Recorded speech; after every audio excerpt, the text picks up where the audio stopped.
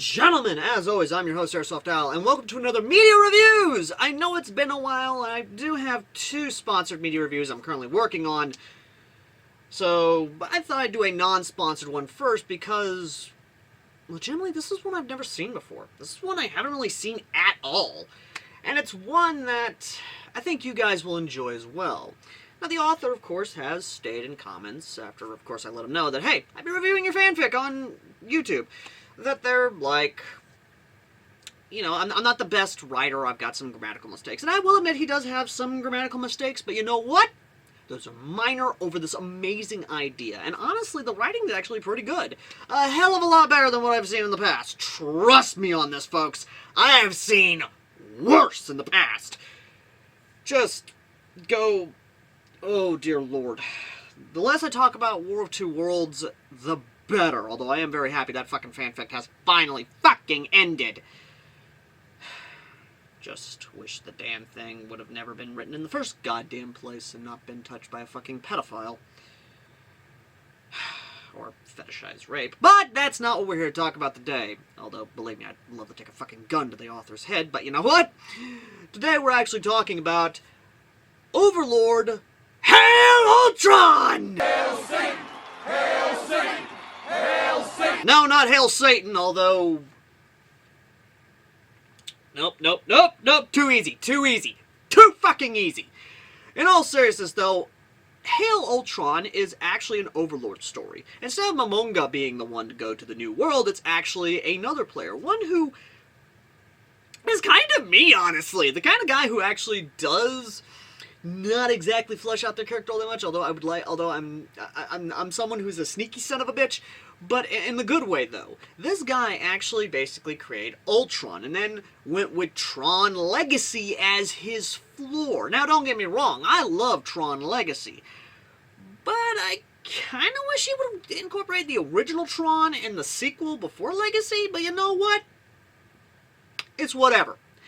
I like it, I love it, I want some more of it. So, Ultron basically is doing his own thing, except instead of course, Momonga basically trying to, you know, conquer the world and all that good, happy jazz, no.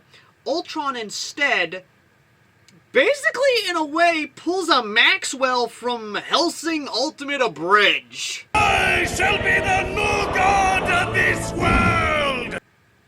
Not the crazy religious bullshit. No. Instead, he wants to go about it in the smart way and analytical way as a machine. And again, it's actually kind of smart.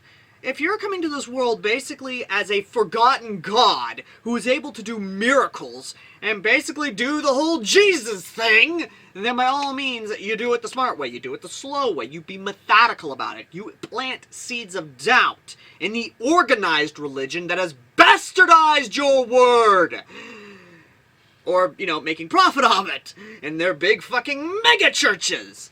If you haven't seen The Righteous Gemstones, by the way, go check that out. Really good show on HBO. A lot of fun satirical takes on the church. A lot of fun jabs against them. But, in all seriousness, though, Ultron, of course, or at least the character here, decides, you know what, I'm gonna go do the adventuring thing. But instead of doing the whole thing of like, oh, I'm going out as a knight.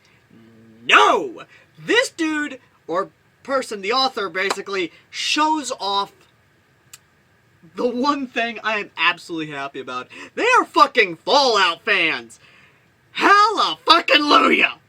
And they come out as a desert fucking ranger. Not an NCR ranger, although... You know, I would have not been opposed to that. You know, I wouldn't have been opposed to showing some love to the NCR. But you know what? The Desert Rangers were the best and were basically the best of the Wasteland could offer, were the best of badasses the Wasteland could offer. So you know what? Mad respect to the Desert Ranger loadout that he chooses. And again, I fucking love that. The biggest thing, though, is that he decides to be a Southerner. And by all means, my brother, you do what you do. Because, again, Southern folks, especially those of, say, Tennessee, Mississippi, Alabama, Kentucky, Arkansas, and Texas, need some love, too. But the one thing that actually makes me laugh a little bit is the fact that... Well, not really the thing that makes me laugh. The thing that kind of irks me a little bit, just a teeny tiny bit, is the big irons on his hip. Because instead of, say, the BFR, the big, I'm not even going to use the actual name for it, no, the big fucking revolver, jammed in 4570 government, no, instead the sumbitch decides to go with the frickin', decides to do DMC with the ivory and ebony. Now, don't get me wrong, I love DMC, I love Devil May Cry as much as anybody else. But you are a desert fucking ranger! You're telling me you're not gonna go with the Sequoia?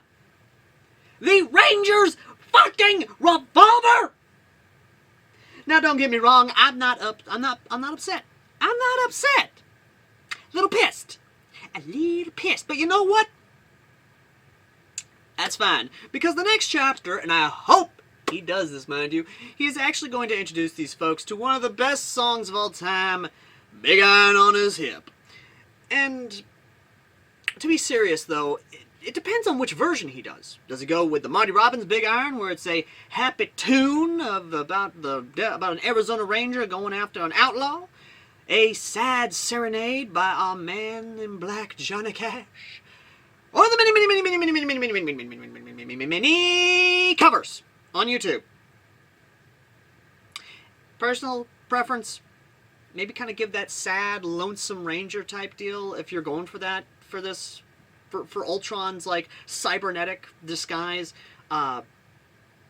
Maybe kind of go for the sad drifter type song. But again, if you're going for the more, like, happy-go-lucky cowpoke, you go with the Marty Robbins version. But again, that's just my opinion, mind you. Again, it's not like I listen to the many covers of Big Iron many times over, because, by God almighty, it's such a good song, and I like to see how people have done their fucking covers.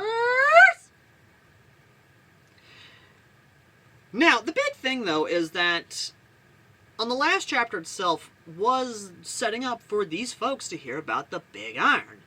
And something the author could do is help upset the balance of power.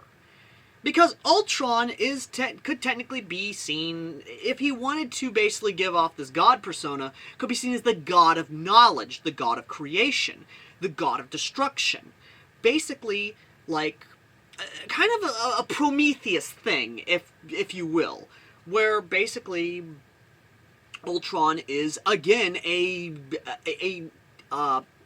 basically that particular type of god, where he can give knowledge or he can take knowledge. He can be a merciful god or he can be a fucking Old Testament god. I am talking fucking raining hellfire down on the little baby's faces type Old Testament god. Again, I'll leave that up to the author. I'm just a reviewer, I'm just a critic.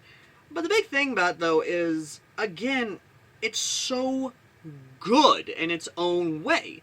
And like I said, kind of giving the upsetting balance of power. Now, this is something I think a lot of people kind of misunderstand when it comes to firearms. And as someone who actually is a firearms enthusiast and actually owns firearms and actually does shoot them regularly,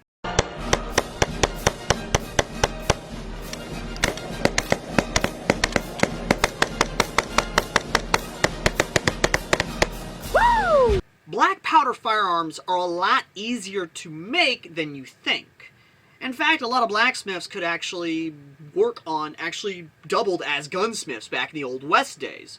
So technically speaking, it's not difficult to make black powder rounds. It's not difficult to make black powder cartridges. The primers, the things on the bottom of the cartridge, that's where you're going to have a little bit of an issue. But, again, this is where we can have a little bit of fun. This is where Ultron can basically have a little bit of fun, kind of upsetting the balance of power. Because if you really think about it, the Slain Theocracy basically holds a monopoly on religion, much like every other frickin' mega church ever. So if Ultron came in and started basically giving them knowledge, or at least some blacksmiths, knowledge of black powder firearms, especially how to make revolvers, or even, of course, your basic muzzleloaders, or even lever-action rifles, or even Martini Henrys, or even Lee Metfords, many of the early black powder cartridge, or even just basic, effective black powder-based weapons. Because, again, you'd be surprised how actually pretty simplistic a lot of these guns are and how easy they can actually be made by hand. Black powder revolvers especially, because I mean, if you look at just how a revolver is made and how it works on the inside, you'd be surprised how simplistic it actually is to do if you know the method. You can basically knock out a good amount of revolvers for relatively cheap and relatively effective. Again, unlike smokeless powder that we know nowadays, black powder is a lot different. It's simple to make, it's easy to make, and depending on the method you use and how you do it, you can actually make them pretty quickly and effective. I mean, hell, Wild Bill Hickok's guns were actual Colt Navy revolvers. Black powder revolvers. And if you want more information on those, go watch Brandon Herrera's videos on black powder revolvers, especially some of the actual cowboy load cartridges for the cartridge conversion cylinders that they actually make. Again, it's not that difficult to actually do when you actually know what you're doing. And when I say this, and the reason I say this information is that Ultron could actually introduce this information so that way this cowboy persona that he has could go about actually, kind of giving out the legend, kind of doing his culture thing like real good, honest Americans. Because as much as the Desert Rangers came from a post-apocalyptic wasteland like this boy did, he's still an American, and as such needs to spread that freedom and love of farms. So, really thinking about it, adventurers could actually kind of go about, like, again, adventurers being what they are, going for the best gear that can keep them alive, we could see them actually slowly phasing away from bows and arrows and crossbows to lever actions and six-shooters. I mean, hell, again, Ultron literally could upset the balance of power, because once the slain theocracy starts seeing how the Baharuth Empire and Irantel is starting to slowly have an arms race of sorts, they could try to get into it, but because Ultron, being the smarty boy he is, knows that organized religion with guns, never a good idea. And again, this is coming from experience in my own life, because believe me, crazy radical religious militias with firearms, or even crazy radical religious states with firearms, never a good idea. I'm not talking about the 6-Day War or anything, I'm just saying Ultron could basically make it to where his godhood is prayed to. He's praised to. Again, one of those things the author could actually do that could have a lot of fun and, again, kind of upset the balance of power and make it to where, again, people are kind of leaning towards more and more towards the god of creation and his saints. Saint Browning, Saint Moses. I mean, not Saint Moses, my bad, Saint Colt, Saint Remington. You get what I'm saying, though. Like, again, upsetting that balance of power will definitely get more towards him. And will definitely help in the future when he wants an actual conflict. Because bows and arrows and swords and magic is one thing. But firearms, even if early Americana, that could prove a real challenge. An interesting challenge. And again, motherfucker needs his entertainment. And the first place he should point, and like I said, the first place he could point his gaze to that he knows a fight will come would be the slain theocracy, because a civil war erupting there at those who question their own beliefs, because this is what Ultron could do with that. He could actually plant sleeper agents in there, or at least agents of his belief, and start talking about how, maybe our teachings are not, infallible. They could be mistaken. And then slowly start a civil war within the slain theocracy. Kind of create a sort of, I'm not going to say Vietnam, because as much as I want to say Vietnam, that would not be a good fucking idea. I'm not going to say fucking Korea, because we're still technically in war with North Korea. It's just a ceasefire.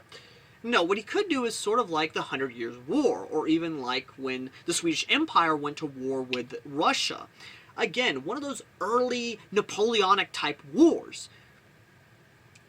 Again, there are a lot of ways that the author could use actual history. And because Ultron is literally a machine and has all the knowledge of human history, he could actually use that to his advantage and make perfect entertainment, have a follower, and have an actual faith-following base. And when the dragons find out about this shit, it's basically a, how the fuck do we handle this? We never expected this!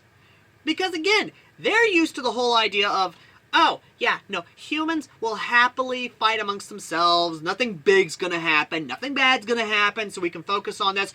Why is there a civil war here? What the hell is going on here?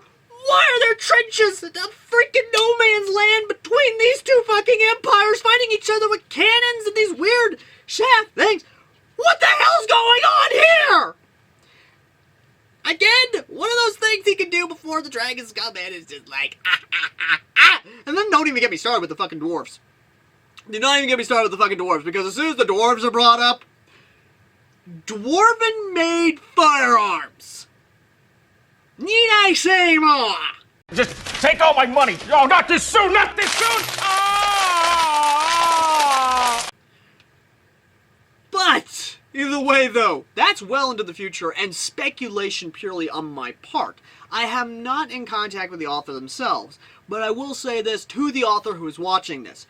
You have a cool idea here. You have the setup to basically take this world, flip it on its fucking head, because you have Ultron. Fucking Ultron! To basically cause civil wars, political unrest, upheavals, introduce political ideas to basically destabilize things, and literally make him the god among them! Will refuse to accept my godhood.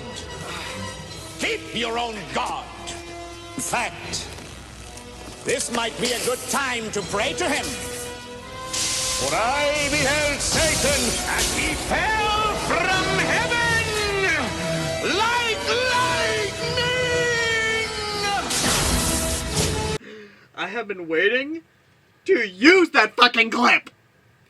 I am not saying he could make him...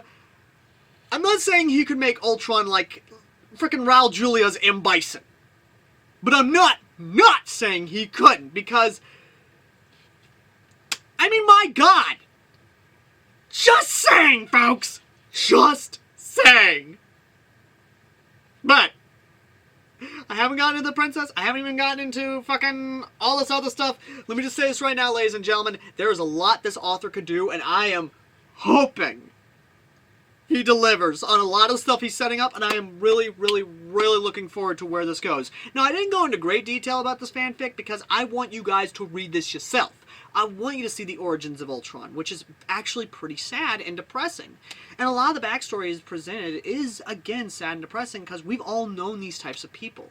I myself have known someone who was in the character's situation in life because I myself have had family members who have been at that point, and I have seen them sadly pass away because of that.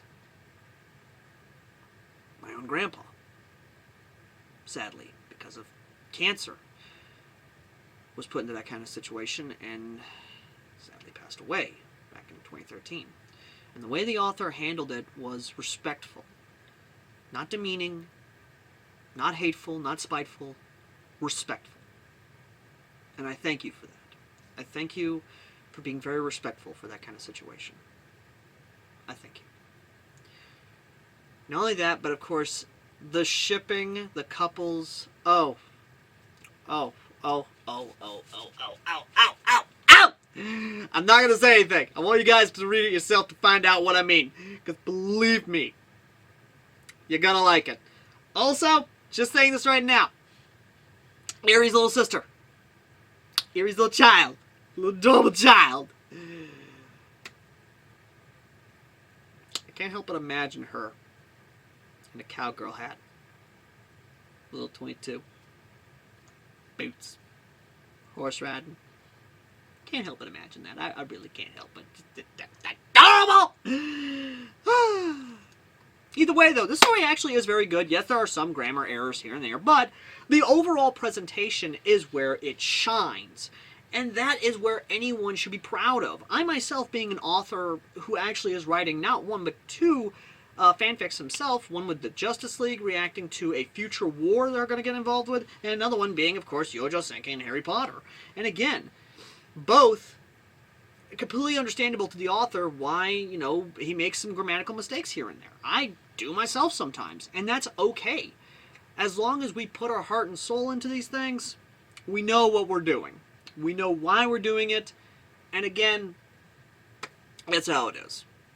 Either way, though, as always, ladies and gentlemen, if you want to, of course, check out this story, consider down below, pinned comment. But down there as well is, of course, not only, you know, Braytac, the link you can use to get a 9mm blank adapter to actually take these types of grenades and turn them into 9mm blank grenades, but also a link for, of course, our second buddies at T238. Hey, do you like tracer units? What am I saying? Of course you do. But you don't want to spend the money on tracer units. They're overcomplicated and don't really give you a clear instruction of how they actually work. Well, here's where this comes into play, because our friends over at T238.net have actually helped work with us to help hook you guys up with not only some great deals, but also even better tracer units. So, be it, of course, from, say, the most cyberpunk of cyberpunk.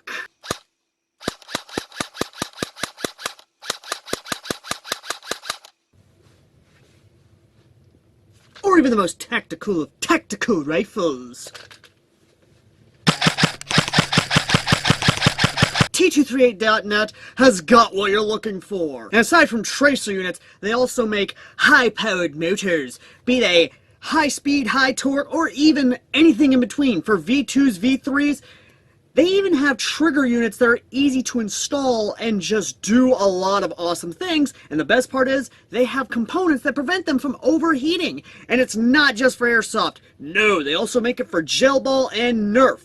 Meaning that if your country does not allow you to have the coolness that is airsoft, then at least you have something for Nerf and gel ball. So, go down to the link down below and use the coupon code AirsoftAl and you'll get some awesome stuff.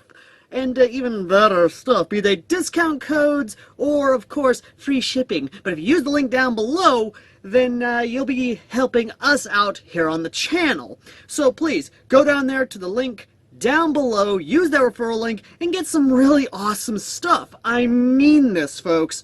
T238 has never steered me wrong, isn't going to steer you wrong. They are simple, easy to use, and easy to understand, and they're reliable. So, what are you waiting for? Go down there right now at T238.net's link down below and use coupon code AirsoftAl and get some good stuff. Now, if you want to help out the channel directly, of course, and not use the links, then there are two links down there for a PayPal and Cash App where you guys can donate directly to the channel to actually help us out. Be it, of course, from sponsoring media reviews or even gun reviews, grenade reviews, all that good stuff, or even helping out with loadouts, then please consider donating to the PayPal and Cash App down below, or Cash App down below. I'm not saying you're going to donate to both. I'm just saying, you know, either or. But either way, though, ladies and gentlemen, as always, I've been AirsoftAl, the common man's Airsofter, who reviews honestly really fun fanfics that I've never seen done before, and I hope to see more of in the future. And as always, I will see you all in the next one. Till next time!